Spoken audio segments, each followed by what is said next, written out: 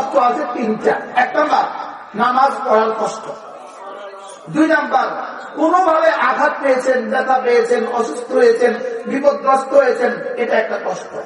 3 number আরেকটা কষ্ট আছে, বলবো গুনাহ ছেড়ে দেওয়ার কষ্ট। বলেন কষ্ট মোট কয়টা পাইছি?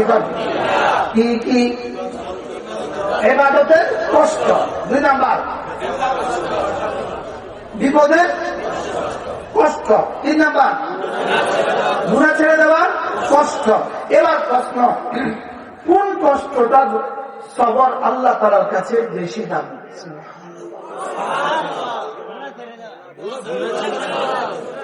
1 নাম্বার মুসিবতের কষ্ট, এটা কেউ বলে সবর। 2 নাম্বার ইবাদতের কষ্ট বরদাস্ত করা, এটা কেউ বলে সবর।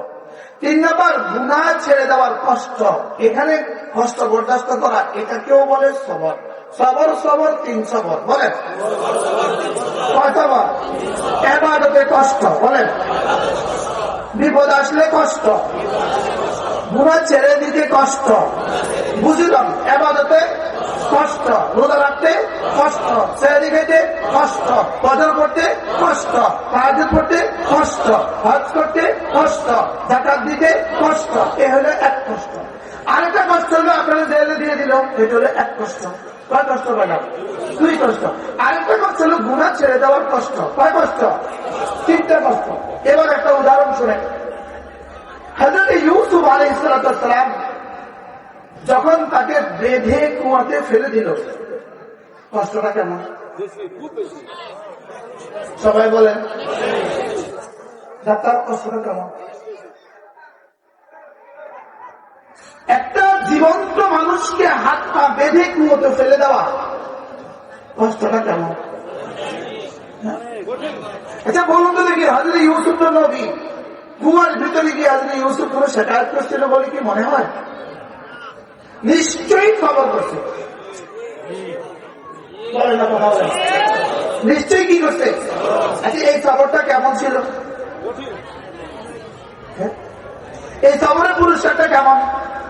আচ্ছা এবার যখন কুয়া থেকে তুলে নিল, কুয়া থেকে তুলে যখন মিশরের বাজারে বিক্রি করলো, বলেন তো দেখি, নবী ছেলে নবী, নবীর নাতি নবী, পৃথিবীর সবচেয়ে সুন্দর মানুষ, তার থেকে সুন্দর মানুষ পৃথিবীতে আল্লাহ আর কাউকে বানান নাই।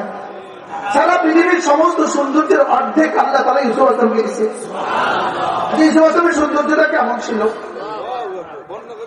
আচ্ছা এই সুন্দর ছেলেটাকে যখন বাজারে বিক্রি করতেছে গোলাম বলে, আচ্ছা ওই সময়টা হযরত ইউসুফের হৃদয়ের ব্যথাটা কেমন ছিল?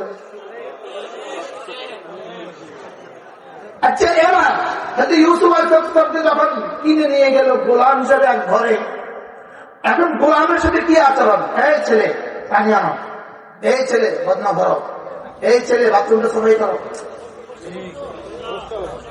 কষ্টটা কেমন? কি পরিমাণ কষ্ট! লেকিন নবী যে কি পরিমাণ সবরের পাহাড়! আচ্ছা এবার কষ্টের পর কষ্ট, কষ্টের পর কষ্ট, কষ্টের পর কষ্ট, সবরের পর সবর। এবার যখন জুলাইখা একটা কামরার ভিতরে আটক করলো, কামরাটাকে রাজকীয় সাজায় সাজাইল, রাজরানী যেভাবে সাজায় সেভাবে সাজাইল, পৃথিবীর সব সৌন্দর্য দিয়ে কামরাটাকে সাজাইল। এবার রানীটা সুন্দর কেমন হবে? রানী বাদশার বিবি, ওখানে সৌন্দর্যের আধার। এবার ইউসুফ আলাইহিস সুন্দর কেমন? এবার ওখানে ইউসুফ আলাইহিস জওয়ানি কেমন? নবীর জওয়ানি কমপক্ষে 40 জন বেহেশতি পুরুষের জওয়ানি, সুবহানাল্লাহ, কমপক্ষে 40 জন কি বেহেশতি পুরুষের জওয়ান একজন নবী। তো হযরত ইউসুফ আলাইহিস মতো জওয়ান 40 জন নবীর জওয়ানি, সুবহানাল্লাহ, 40 জন পুরুষের জওয়ানি, বেহেশতি পুরুষের জওয়ানি। সৌন্দর্য কেমন? পৃথিবীর সারা পৃথিবীর সৌন্দর্যের অর্ধেক। অফারটা কেমন? রানী সাজাইছে কেমন? রাজা ভালেন সেখানে যখন কুপ্রস্তাব, এই কুপ্রস্তাবটা কেমন মধুময়। আচ্ছা, এবার যখন হযরত ইউসুফ আলাইহিস সালাম এই সবরের মোকাবেলা, এই কষ্টের মোকাবেলা, এই কুপ্রস্তাবের মোকাবেলা যখন দরজার দিকে দৌড় দিলেন, আচ্ছা আন্দাজ করুন তো দেখি সময় কতক্ষণ হইতে পারে।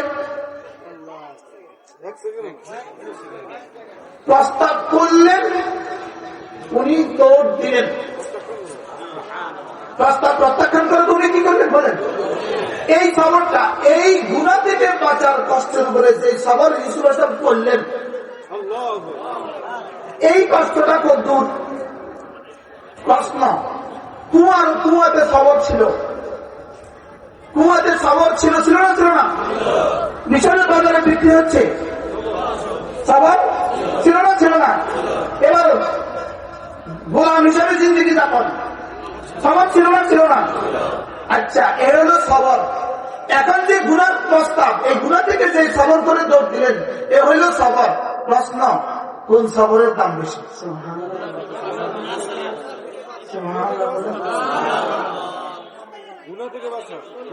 কি বুঝছেন? আল্লামা ইবনে তাইমিয়া রাহিমাহুল্লাহ লিখছেন, হযরত ইউসুফ আলাইহিস সালামের কুয়াতে সবর, হযরত ইউসুফ আলাইহিস সালাম আব্বাকে ছেড়ে দেওয়ার বিচ্ছেদের সবর, মা থেকে বঞ্চিত হওয়ার বিচ্ছেদের সবর, ভাইগুলো থেকে এত কষ্টের উপরে সবর, সমস্ত সবরের মোকাবিলায় হযরত ইউসুফ আলাইহিস সালাম এক সেকেন্ডের জন্য গুনাহ থেকে যে দৌড়টা দিলেন, এক মিনিটে, এই দৌড়টা দেওয়ার দ্বারা আল্লাহ তাআলা তাকে যেই পরিমাণ পছন্দ করলেন, এই সবরটা আগের কোটি বছরের সবরের চেয়েও আল্লাহ তাআলার কাছে বেশি। সুবহানাল্লাহ।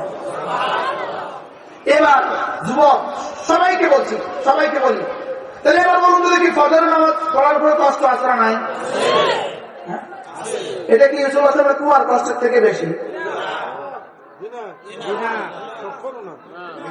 কুয়ার কষ্ট থেকে বেশি? রাসূলের 3 বছর গায়ে শহরের কষ্ট থেকে বেশি? যে এই কষ্টটা যদি আমি করতে পারি তো আমার কেমন দিব আমার রব? আচ্ছা, এরপরে শুধু মোবাইলের গুনাহ ছেড়ে দেওয়ার কষ্ট থেকে যদি তুমি বেঁচে যেতে পারো, কারণ এই কষ্টটা, মোবাইলের গুনাহ করা এই মিষ্টি কষ্টটা, এই মিষ্টিটা ছেড়ে দেওয়ার কষ্ট, মোবাইলের গুনাহ না করার কষ্টটা যদি তুমি সবর করতে পারো, আমার মনে হয় এই কষ্টটা আজ থেকে 20 বছর আগে পুরো পৃথিবীর ইতিহাসে যত মানুষ ছিল, কাউকেই রব্বে কারীম এই সবরের কষ্টটা দেন নাই। এই কষ্টের উপরে সবর করলে 20 বছর আগের পৃথিবীতে যত আল্লাহর ওলি ছিল, আজকে তুমি তাদের সমপরিমাণ সবচেয়ে বড় ওলি হয়ে যাবে। কি ভাব? এই কষ্টটা কি সিদ্দিক আকবরের সামনে ছিল? ফারুক আজমের সামনে কষ্টটা ছিল? হযরত ওসমানের সামনে ছিল? ইমাম আবু হানিফার সামনে ছিল? আসিফ নানতুবির সামনে ছিল? রশিদ আহমদ গঙ্গুহির সামনে ছিল? হযরত মাদানির সামনে ছিল? আমার সামনে আছে না নাই? এবার আমি যদি এটা দেখে বাঁচতে পারি, সুবহানাল্লাহ। কি শুনলেন? এই মোবাইলের গুনাহ থেকে বাঁচার কষ্টটা থেকে যদি তুমি বাঁচতে পারো, আমার মনে হয় জিবরিল মুসাফা করবে, বলবে হ্যাঁ তোমার শানেই রব বলেছেন ওয়াইনাল্লাহা মা'আস সাবিরিন। সুবহানাল্লাহ, তোমার শানেই রব বলেছেন ওয়াইনাল্লাহা মা'আস সাবিরিন। বাহ বাহ, কি ভাই, তাহলে কষ্ট কষ্ট কয় কষ্ট বলো? কষ্ট কষ্ট কয় কষ্ট? এক কষ্টের সীমা লেখা আছে মরণ পর্যন্ত, আর কষ্টের কি নাই? তাহলে আল্লাহ আমাদের প্রত্যেককে কিসের জন্য বানাইছে বলেন? তাহলে কষ্ট কষ্ট কয় কষ্ট? দুনিয়ার কষ্ট, সাথে সাথে ইমান আমলের কষ্ট, এই দুটোকে যদি এক করে নিতে পারো, অচিরেই দুনিয়ার কষ্ট শেষ হয়ে যাবে, জান্নাতের মজা শুরু হয়ে যাবে। আর যদি দুনিয়ার কষ্টের সাথে ইমান আমলের কষ্টকে মিলাতে না পারেন, তো দুনিয়ার কষ্ট কষ্ট নয়, এরপরে যে কষ্ট শুরু হবে ওই কষ্ট আর শেষ হবে। আমি একটা আপনাদের সামনে করেছি গত পরশু বুধবারে বগুড়া আলতাফুন্নেসার খেলার মাঠে। আমি পুরো সূরাটা তেলাওয়াত করছি, পুরা সূরা, আমি পুরা সূরা পড়ছি, পুরা সূরা তর্জমা করছি। আচ্ছা আপনাদের কাছে আমি এক আয়াত করছি, একটা আয়াতে তর্জমা করে শেষ করে দিলাম। কি আয়াতটা কি? এবার বলো বন্ধু, যদি কোন পুরুষ ভিড় নারীর সামনে আসার সঙ্গে সঙ্গে দু চোখ নিচু করে, শুধু একটু করে, আমার দিল বলে এই জামানায় রব তাকে ইউসুফ আসলামের সবরে লিখে দেবে।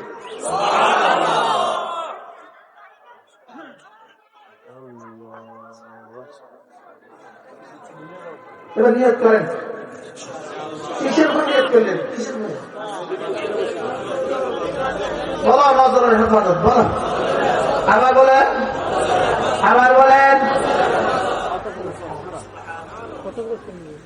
নজরের হেফাজত করার সঙ্গে সঙ্গে দেখো দেখো দেখো, আলাম নাজআল লাহু আইনাইন, আমি কি তোকে দুটো চোখ আমি দেই নাই? তুমি যদি নজরের হেফাজত করো, ওই কাবাদের সাথে মিলাম, নজরের হেফাজত করতে একটু কষ্ট হবে। এই কষ্টের মোকাবেলা যদি চোখ হেফাজত করতে পারো, যাও, কথা দিলাম, এই চোখ তোকে কবরে হাসরে মিজানের ফুলসাতের পরে জান্নাতে আবার ফেরত দিব। এতটা যোগ্যতা দিয়ে ফেরত দিব যে দু চোখে তখন শুধু তুমি আমাকে দেখবা। জাহান্নামীরা জাহান্নামে কি কি দেখবে? না, নিজের হাতও আর দেখবে না। জাহান্নামের কালো আগুনে নিজের হাতও আর দেখা যাবে না। স্ত্রী দেখা তো দূরের কথা, নিজের হাতও আর জীবনে দেখবে না। লেকিন জান্নাতীরা জান্নাতে রবকে দেখবে।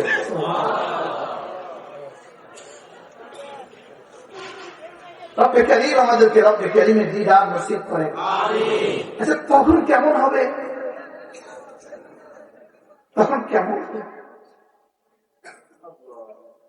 ডাক্তার, আমি আমাকে মাঝে মাঝে বলি, আমি আমাকে বলি, আজ থেকে 30 বছর আগে কল্পনাও ছিল না আমার ছেলে হবে, আমার মেয়ে হবে। কল্পনাও ছিল না যে আমি স্ত্রী হবে, স্বামী হব, বাবা হব।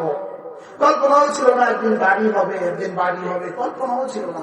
আমি বলি আল্লাহ, এই কল্পনাগুলো যেমন দেখতে দেখতে বাস্তব হয়ে গেছে, ইনশাআল্লাহ দেখতে দেখতে আমাদের জান্নাতের কল্পনা বাস্তব হবে। দেখতে দেখতে ইনশাআল্লাহ, বলেন ইনশাআল্লাহ। এই মুহূর্তে আপনারা আমার মাকে টকাটা যেভাবে দেখছেন, হাদিসে পাকে রাসূল বলেন, মা মিন নাফসিন মানফুসাতিন ইল্লা ইয়ারাল্লাহু মাকানাহু ফিল জান্নাতি ওয়ান নার।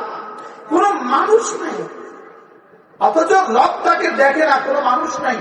এই মুহূর্তে আল্লাহ তাআলা দেখেন জান্নাতে সে কি হালে থাকবে, জান্নাতে তার কি অবস্থা হবে, এই মুহূর্তে রব তাকে দেখছে। সুবহানাল্লাহ, এই মুহূর্তে রব তাকে দেখছে। এজন্য চলো নিয়ত করি, আজ থেকে 5 ওয়াক্ত নামাজ জামাতের সাথে পড়ছি। শুধু একটা অনুরোধ আপনাদের কাছে করছি, 5 ওয়াক্ত নামাজ জামাতের সাথে পড়ছি। এরপরে 2 নম্বর অনুরোধ, আর মাত্র 40 দিন বাকি, আর মাত্র 40 দিন রমজানের শুভ দিন। বলেন, আমি স্লোগান দিব, আর মাত্র 40 দিন রহমতের শুভ দিন, বরকতের শুভ দিন।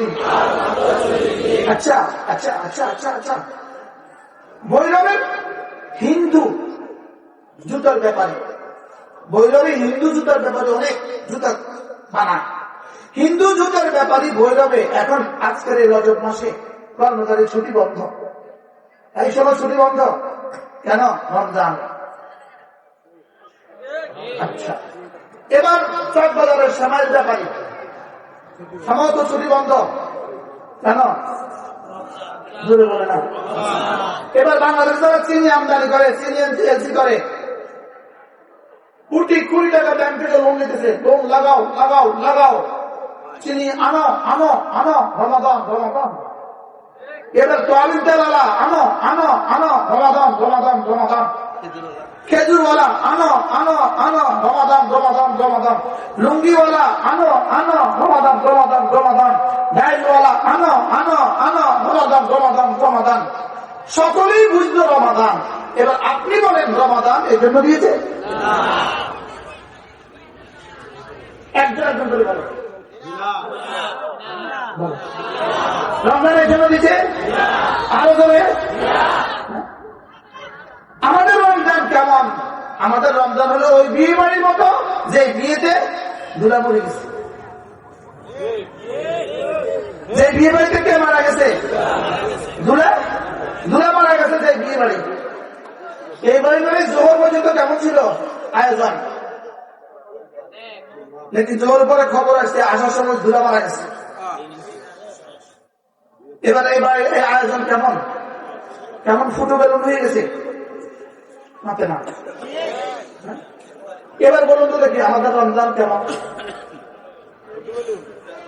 এই জন্য উম্মতের নিয়ত করেন, গায়রা হাফেজ যারা, গায়রা হাফেজ 3 খতম কোরআন শরীফ পড়ে পড়ে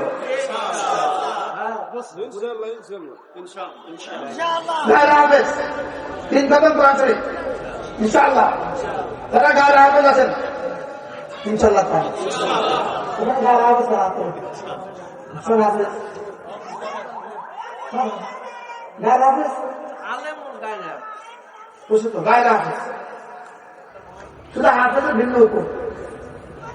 গায়রা হাফেজ যারা তারা কয় খতম ইনশাআল্লাহ। এবার হাফেজ যারা তারা আমি পড়াবেন না, তারা পড়তে হবে 10 খতম ইনশাআল্লাহ। হাফেজ যারা তারা আমি করবে না, পড়াবে না, তারা পড়বে কয় খতম। আর হাফেজ যারা তারা আমি পড়াবেন ইনাদের খতম মেরে হাদ্দে নিস, ওদের খতম কত এটা রব ছাড়া কেউ জানে না, শত খতম করে। এবার মনে তো দেখি রমজান আসছে চিনির লেগা, চিনির ব্যাপারে ওরা বুঝছে না খেজুরের লেগা, ডালের লেগা, তেলের লেগা, জুতার লেগা, তো সবাই বুঝছে না কি বুঝছে, শুধু বুঝছে না কে যার লেগে রমজান দিলে হ্যাঁ বুঝে না। বাস্তব না বাস্তব? রমজানের শেষ দশকে যদি আপনি এতেকাফ নাই করলেন, আল্লাহর কসম আপনি রমজান বুঝেন না। ঠিক